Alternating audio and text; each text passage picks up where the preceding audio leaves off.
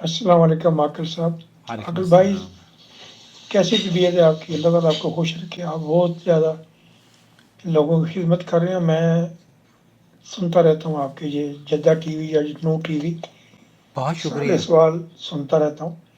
میرا سپورٹ سوال بھی یہ ہے کریں. کہ اگر میں نے وضو کر لی ہے سارا اور میں نے ساکس پہنی ہوئی، جرابیں پہنی ہوئی ہیں، اس پر مسح کرنا چاہتا ہوں، لیکن میں جھک نہیں سکتا کہ اسے اپنے ہاتھوں سے مسح کر سکوں. کیا کسی کو میں کہہ سکتا ہوں کہ میرا آپ وہ ہاتھ گیلے کر کے دوسرا آدمی میرے جرابوں پر مسح کر دے؟ بس اس کا جواب چاہیے. بالکل جواب شکریہ، دیں گے. بڑی بالکل مہربانی، بالکل. جزاک بہت اللہ خیر. شکریہ. آپ پسند اگر فرماتے کوئی ہیں. دوسرا سوال ہو تو آپ سے رابطہ قائم کروں. جزاک بہت اللہ بہت خیر. اس چینل کو آپ پسند فرماتے ہیں، اس چینل کو سپورٹ بھی کریں جوائن ممبرشپ کے ذریعے. اللہ تعالیٰ آپ کو شفا یابی عطا فرمائے.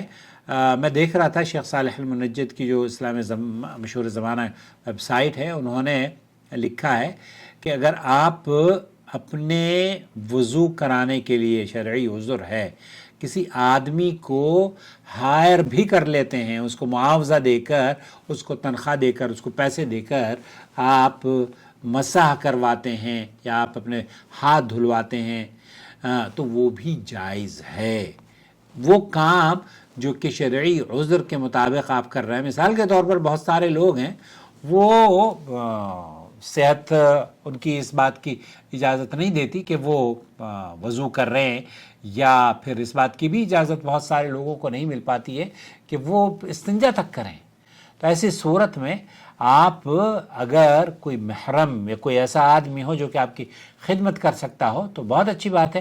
لیکن اگر آپ کی کوئی خدمت کرنے والا نہ ہو اور آپ پیسے دے کر بھی یہ خدمات لینا چاہیں تب بھی جائز ہے.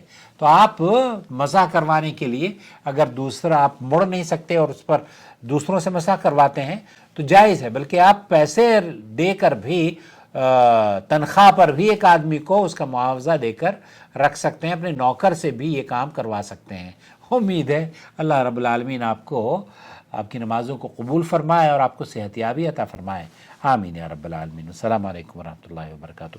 چینل سے جڑ جائیں، چینل کو سپورٹ کریں جوائن ممبرشپ کے ذریعے. شهر رمضان الذي أنزل فيه القرآن